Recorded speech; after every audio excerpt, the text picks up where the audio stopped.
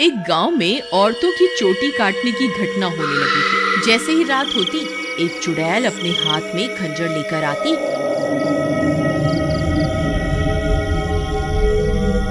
और जो भी औरत उसे सोती हुई मिलती, वह चुड़ैल उसकी चोटी काट कर वहां से चली जाती। किसी को ये समझ नहीं आ रहा था कि ऐसा क्यों हो रहा है। फिर एक दिन, अरे भगवान, अपने बालों को छुपा कर रखो।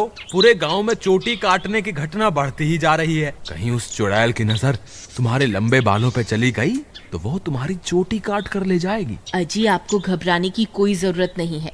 किसी चुड़ैल की इतनी हिम्मत कहाँ कि वो मेरी चोटी को हाथ भी लगा सके। अच्छा, ये बात है।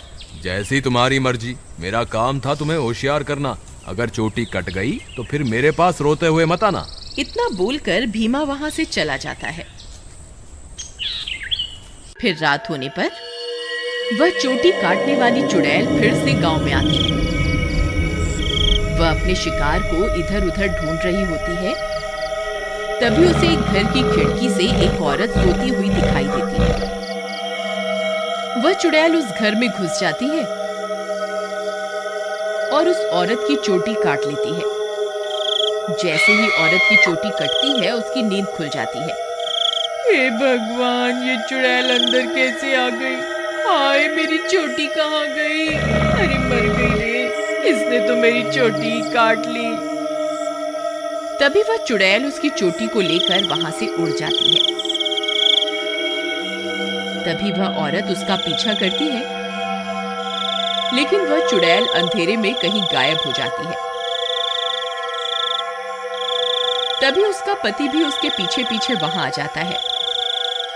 क्या हुआ मीना, तुम अचानक इतनी रात को यहाँ क्यों भाग कर आ गई? देखिए ना, इस चुड़ैल ने मेरी चोटी ही काट दी और न जाने अंधेरे में कहाँ गायब हो गई है। हे भगवान, ये क्या हो गया? तुम तो ठीक हो ना? उसने तुम्हें तो कोई नुकसान नहीं पहुंचाया ना? फिर वे दोनों उदास मन से वापस अपने घर आ जाते हैं।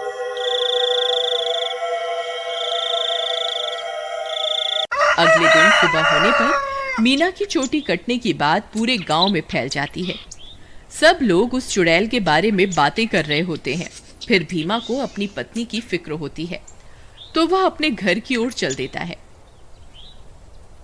घर पहुंचकर वह अपनी पत्नी के कमरे में जाता है तो देखता है कि उसकी पत्नी अपने बालों को संवार रही होती है। अरे सुमन, तुम्हें पता चला? कल रात को मेरे दोस्त मोहन की पत्नी की चोटी उस चुड़ैल ने काट ली। मुझे तो तुम्हारे लिए बहुत डर लग रहा है, कहीं वो चुड़ैल यहाँ ना आ जाए।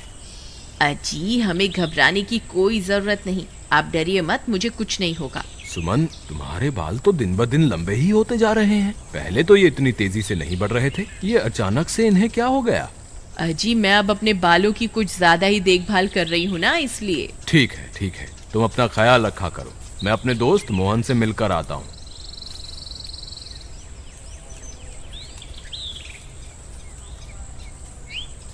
अरे भाई मोहन, तुम कैसे हो? भाभी के बारे में पता चला, सुनकर बहुत दुख हुआ। क्या बताऊं भीमा भाई, जब से मीना की चोटी कटी है उसका तो रो रो कर बुरा हाल है। और बताओ, सुषमा भाभी तो ठीक है ना?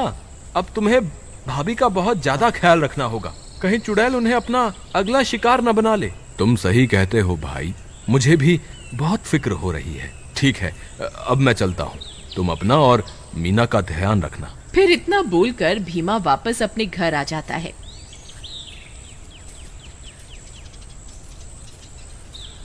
रात होने पर भीमा सो रहा होता है। अचानक उसे चीख सुनाई देती है। उसकी नींद खुल जाती है। वह इधर उधर देखने लगता है। सुमन कमरे में नहीं होती। वह बहुत डर जाता है। सुमन, कहाँ हो तुम? सुमन, कहाँ हो तुम?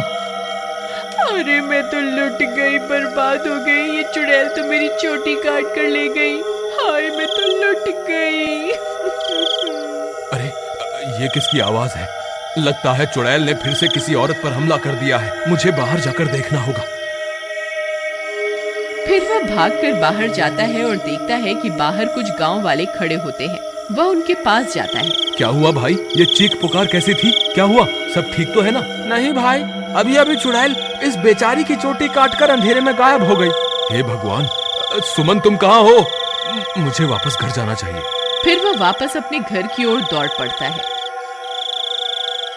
जब वो घर पहुंचता है तो देखता है कि सुमन अपने बालों को सहला रही होती है।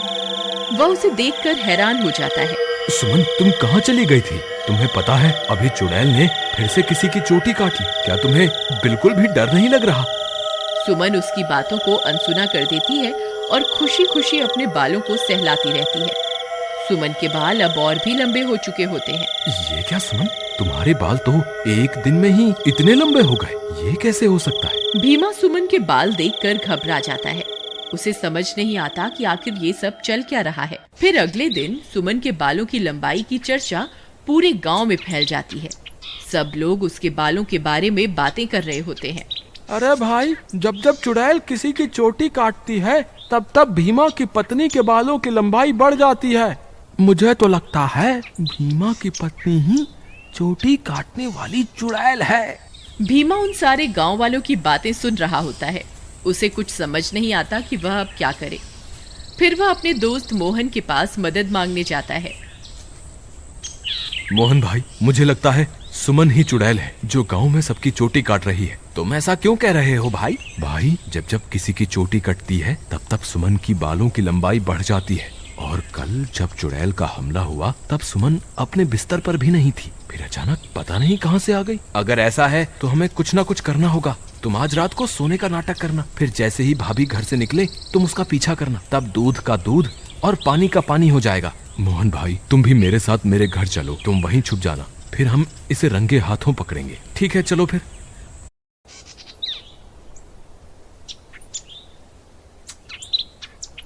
फिर वे दोनों भीमा के घर आ जाते हैं और मोहन अलमारी के पीछे छुप जाता है। रात होने पर भीमा सोने का नाटक करता है।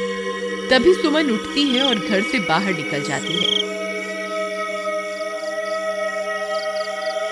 भीमा भाई उठो, देखो भाभी घर से बाहर निकल गई है।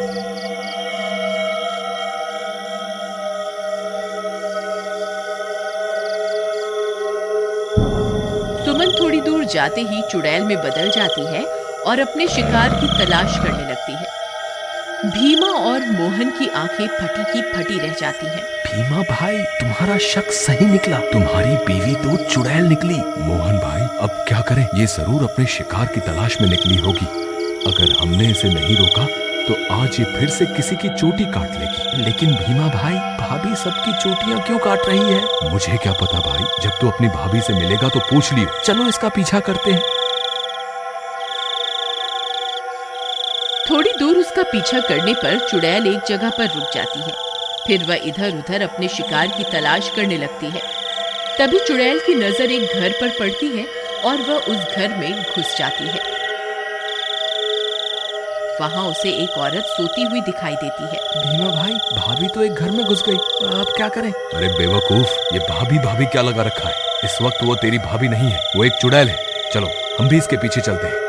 अरे वाह, इसके बाल तो बहुत लंबे हैं, आज इसे ही अपना शिकार बनाऊंगी। तभी भीमा और मोहन वहां पहुंच जाते हैं। रुक जाओ भाभी, मैं आपको ऐसा नहीं करने दूंगा। ए चुड़ैल, वहीं के वहीं रुक जा, नहीं तो तुझे जान से मार देंगे। देखो सुमन, तुम ये ठीक नहीं कर रही हो, तुम्हें अभी के अभी ये सब रोकना होगा। ए मूर्ख इंसान, मैं कोई तेरी सुमन नहीं हूँ, मैं एक चुड़ैल हूँ। बस मुझे थोड़े और बालों की जरूरत है, फिर मैं महाशक्तिशाली बन जाऊंगी। फिर हर तरफ सिर्फ मेरा ही राज होगा। भीमा भाई, तुम इसे बातों में उलझाओ, मैं पीछे से जाकर इसकी चोटी काट दूंगा। फिर भीमा चुड़ैल को अपनी बातों में उलझाता है। तभी मोहन चुपके से चुड़ैल के पीछे पहुंच जाता है और उसकी चोटी काट देता है। अरे मर गई रे, ये तूने क्या कर दिया? मेरे सारे कराए पर पानी फेर दिया। चोटी कटते ही चुड़ैल की सारी शक्तियां खत्म हो जाती हैं और सुमन चुड़ैल के चंगुल से आजाद हो जाती है। अरे भाभी, आप वापस आ गई? मोहन भैया, आपका बहुत बहुत धन्यवाद। आपकी वजह से मुझे इस चुड़ैल से मुक्ति मिल गई। भीमा भी अपनी पत्नी को वापस पाकर खुश हो जाता है और वे दोनों फिर से एक साथ रहने लगते हैं। इस तरह गांव वालों को चोटी काटने वाली चुड़ैल से छुटकारा मिल जाता है और सब गांव वाले हंसी खुशी रहने लगते हैं।